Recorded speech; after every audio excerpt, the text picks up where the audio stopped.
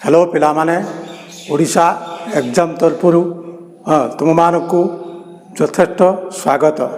मु प्रताप कुमार पंडा आज व्याकरण विषय सम्यक आलोचना करिबा। व्याकरण नहेले प्रत्येक भाषा शुद्ध हो पारिब नाही कि ताहा लेखिबारे साहाय्य करिपारिब नाही। तेणु से व्याकरण कौन बा व्याकरणर विभाग विषय मु आज तुम मानकु किछि पढ़ाइବାକୁ चाहूँगी। तो व्याकरण प्रथमे लेखिब व्याकरण।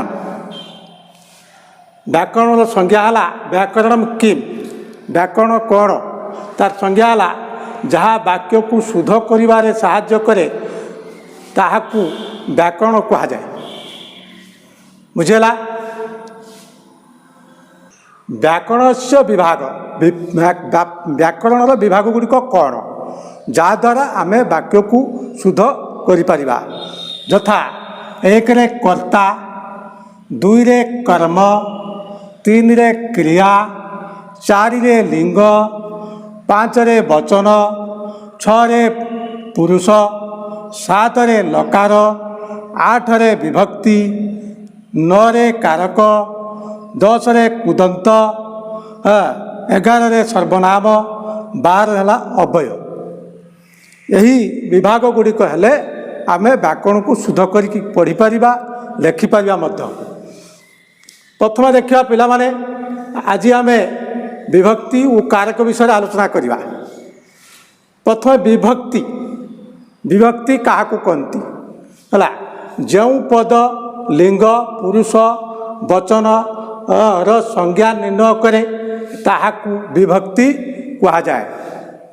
विभक्ति 7 प्रकार तथा प्रथमा विभक्ति, 2 रे द्वितीया विभक्ति, 3 रे तृतीया विभक्ति, 4 रे चतुर्थी विभक्ति, 5 रे पंचमी विभक्ति, 6 रे षष्ठी विभक्ति, 7 रे सप्तमी विभक्ति है। विभक्ति विषय जान लो।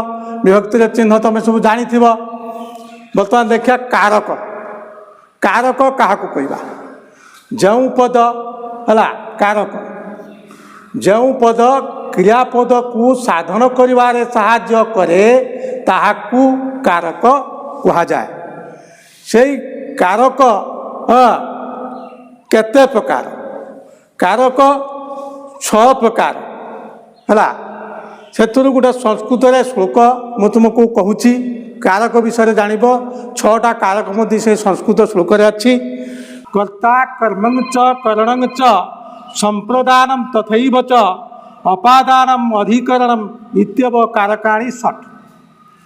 तथा से गुड़ा कौची है कर्तृकारक, कर्मकारक, करणकारक, संप्रदान कारक, अपादान कारक, अधिकरण कारक। ये 6टी कारक 6टा विभक्ति लगे है। तथा प्रथमा व्यक्ति।